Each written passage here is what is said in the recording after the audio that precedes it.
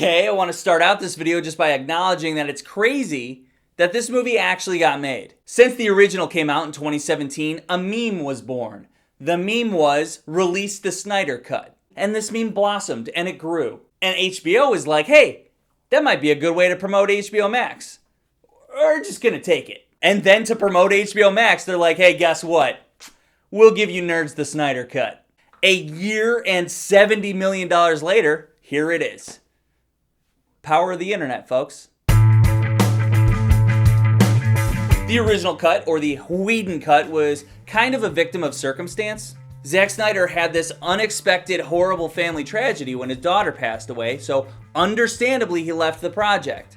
This left Warner Brothers with all of this footage that he filmed and an unfinished movie. So understandably, they had to hire another director to finish the movie. And understandably, they hired Joss fucking Whedon because he did the fucking Avengers. Get the guy that directed the uber successful Avengers to direct the Justice League. Makes sense. It doesn't really work like that. So Joss Whedon took another person's footage and he shot some reshoots, and he was given the parameters of a 2-hour runtime to work with. So understandably, we got the movie that we got in 2017. Personally, I went in with no expectations, so I was kind of surprised that it was a fine movie. I thought it was fine. I understandably understood the circumstances of the movie, so I was fine with it. Then the Snyder Cut meme surfaced and grew and led to this, and HBO gave Zack Snyder the time and money to finish the movie that he originally wanted to make. The Snyder Cut actually happened. Crazy. So given the fact that the original director was awarded the opportunity to edit his footage with seemingly unlimited parameters, which includes whatever runtime he preferred, so it ended up being 4 hours, we get this Justice League movie that is just Zack Snyder as fuck. And you know what? It's pretty good. It's definitely better than the 2017 version. Obviously. I think since he had no restrictions, this really is the best possible Justice League movie that Zack Snyder could ever produce. It displays his best qualities as a director, as well as his worst. Snyder is a powerhouse of visuals and cinematography. He knows how to make a movie look fantastic. And yeah, this movie looks fantastic. Unfortunately, over half of the movie is in slow motion. And sometimes he'll just linger on a shot that needs to be cut. He'll just sit there and think that he's a genius when you're sitting there on the couch like, cut, make a cut, make a cut, make a cut, cut the scene, cut the scene. Realistically, I think this is a 2-hour movie, but add all that slow-mo and 4 hours.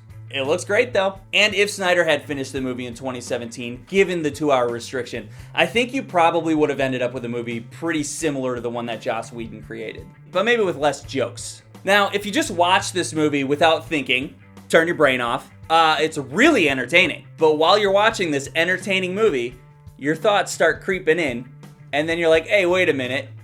And then your experience just starts to dip. For example, when they introduce Wonder Woman in the scene where she rescues those hostages, awesome scene, right? It's great action. It looks so cool. You get your patented slow-mo, speed up stuff that Zack Snyder likes to do. You know, like in 300. Wonder Woman's just kicking the shit out of everybody, and you're like, yeah, this is cool, nice, nice. And then she saves the hostages, and then your brain starts turning on. Your brain starts turning on a little bit when it's down to just that one guy that's left, and he pulls out the machine gun, and he fires it off at the hostages, and Wonder Woman's blocking all the bullets. Really cool, right? He goes to reload his gun. Wonder Woman just displayed this extreme speed that she has. She doesn't just grab the guy or knock the guy out. Instead, she uses her gauntlets, I think they're called, and she just obliterates this dude and blows out the entire side of the building. She potentially could have just hurt everyone that she just saved. We don't know. It looks cool, but it makes no sense. If you just shut your brain off and watch the movie, you're gonna have a great time. Just thought I'd mention this really quick, the aspect ratio. Now let's discuss the characters. A while back, the Cosmonaut Picture Show made a video about how Zack Snyder doesn't really understand superheroes, so he just creates the superheroes that he would like. I think this idea is totally legit. That video, link in description. Like a lot of his movies, Zack Snyder just doesn't quite get it. He would rather his movies have these great moments and be epic than have great characters. He doesn't really care about having great characters with good dialogue. He thinks he does, and he tries really hard. It just doesn't quite land. Wonder Woman is pretty much the same in this movie. Aquaman is, the badass tough guy bro. Batman is the badass tough guy bro. Superman is the powerhouse that loves to punch stuff. And like I said, shut your brain off. In the context of this universe, with those characters, that's fine. Because it's Cyborg, however, actually has a legit character arc, and I thought it stood out, and I liked it a lot. I thought Steppenwolf was, great. Look at this picture of Steppenwolf right here. How about that picture of Steppenwolf? Throughout the movie, he has a legitimate motivation, and he's only just strong enough to defeat every hero individually. Every single battle he has is a struggle for him, and it works towards something. He's just a dude that made a mistake and wants to prove himself to get back home. That's a legit motivation. Also, his armor is sweet, and it moves. I like how it moves, just like this. The Flash, he was my favorite. I thought every Flash scene was the most entertaining. All the Flash stuff had the best special effects, and it's super slow-mo, even though he's moving super fast. It's cool. That's when the slow-mo was so cool. But remember, don't think about it. Don't think. Just watch. It was nice to see Darkseid, but ultimately I was disappointed. That first huge battle that just looked so cool that made no sense. He got taken down by a single blow from an axe.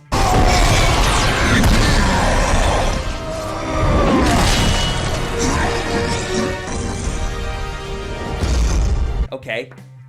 Fucking bitch. I didn't get this idea that Darkseid was a being that truly believes he's a god. He just kind of hulked around, he was just kind of hulky and broy. And we only got to see the Omega beams one time. In a vision. I want more Omega beams, man. Ooh, Martian Manhunter at the end there. I believe that I have a place in this world, and I think that it's time that I do my part. Yeah, you think? So now you want to do your part. Well, maybe you should have jumped in when the Kryptonians destroyed Metropolis. Or when Doomsday killed Superman. Or this entire fucking movie when Steppenwolf is kicking the shit out of everyone. You don't think any of those times might have been appropriate to do your part? You lazy alien bastard. Shit. I forgot. Turn my brain off. Oh, we get to see Martian Manhunter. That's cool. We haven't seen Martian Manhunter before. How cool is it to see Martian Manhunter? Oh, that's so cool. Turn your brain off. You unhelpful piece of shit. Just gonna say this because I was chatting with a buddy about it. This movie has a weird obsession with dads. Yeah, there's just too many gotta make my dad proud moments, Zach, Mr. Snyder, we get it. This movie's about dads. And Batman vs. Superman was about moms. You're a fucking genius! Shut your brain off. Just take a quick second to talk about the music choices in this movie. I thought they were weird. I think the Joss Whedon cut definitely had better music. But that's just my preference. Here's a good example. It's on him.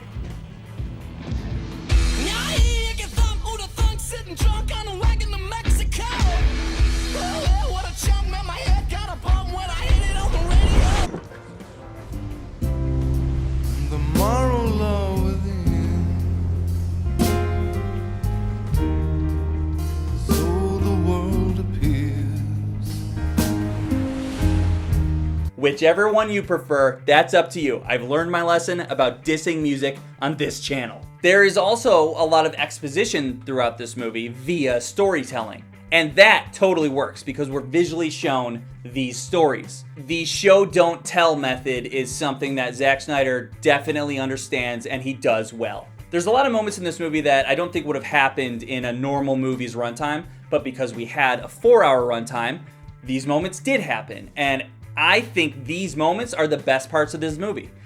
We're gonna call these moments cute moments. I liked the cute moments of this movie more than anything else. Yes, I prefer cute moments to slow motion and explosions and punching. You know what? It's probably because these moments are small moments that define these characters, and we don't get a lot of that in this movie, so to me, they really stand out. And I thoroughly enjoy them. Like Lois Lane getting coffee for the cop that's stationed outside of Superman's memorial that she goes to every day. That's a very easy way to show that she's a good person. Really liked it. Very cute. When the Flash goes to the dog place for the job interview, that sequence, that scene is my favorite in the whole movie. He sees an attractive girl on the street. They notice each other. She gets in her car. He's talking to the lady at the dog shop. She gets in a car accident that would have killed her for sure. And you get this beautiful sequence of her. First, he touches through the glass to break through the glass. It looks so good. And then he catches her in the air. And while he's positioning her to put her down on the street, he grabs a hot dog, and the next time we see him, he's with all these dogs giving them the hot dog. That is so fucking cute and epic and awesome at the same time. I love that scene. When Wonder Woman is making tea and Alfred helps her because he can't stand that she's making tea the wrong way, and he's so polite. Cute. Or even when all the members of the Justice League are first introduced to Alfred and how pleasant he is to them and how they're all very cool with him. I love that scene. And when Superman meets Alfred, that's great. Again, you can't include all these little moments in a standard runtime. So cute. Let's talk about the post-apocalyptic dream that Bruce Wayne has at the end. It felt very forced. When the scene started, I was all for it because my curiosity was spiked. But the conversation between Batman and the Joker,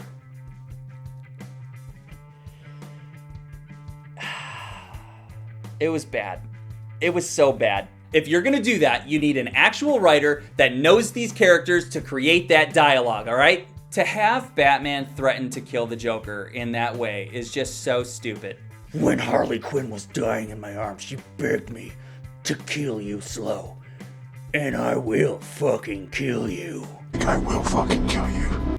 Are you serious? The Joker, of all people, isn't afraid to die, especially by Batman. Because if Batman kills the Joker, then the Joker wins. Both characters know that Batman can't kill the Joker because first, he doesn't kill people, but, well, normally. But also, it's a mental chess match between those two characters. That's why they're so epic together. Epic. And don't come at me with the Killing Joke bullshit, okay? That's Alan Moore. Alan Moore does whatever the fuck he wants with the comic books that he writes. Batman may have killed Joker in that. It's up for debate. That's why he did it. Fuck off. That leads me to the dialogue itself. The dialogue in this movie is the worst part of the movie. Whether it's characters talking to each other or characters talking to themselves, it made me laugh a lot because it's so stupid. Like the scene where the Flash is running really fast in circles and it's cool, and then the Flash goes, "You're gonna be so proud of me, Dad. Dad, I want you to remember that I'm one of the good ones." Come on. Like I said, in 2017, if Zack Snyder never left the project, it would not have been this movie. He's had the time over the last 4 years to think about it and make adjustments and tweak it just right. And Snyder it up. He was given free reign to make the movie that he wanted to make, and he absolutely did that. And yeah, it's definitely better than the 2017 version. And it absolutely fits very well in the context of the Snyderverse. He's obsessed with making epic movies. And if anything, this movie is absolutely epic.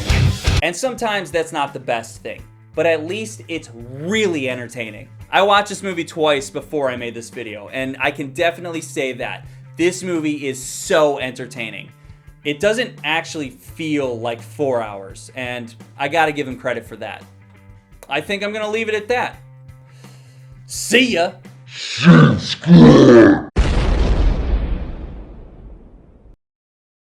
Am I the only one that finds Justice League eerily similar to the 2014 DC animated movie Justice League War? Eerily similar. You have a satellite? You have a satellite? Am I the only one that thinks maybe Zack Snyder watched this cartoon and was like, oh, I'll just make that. I'll make that my movie. Except for I'm gonna make it epic!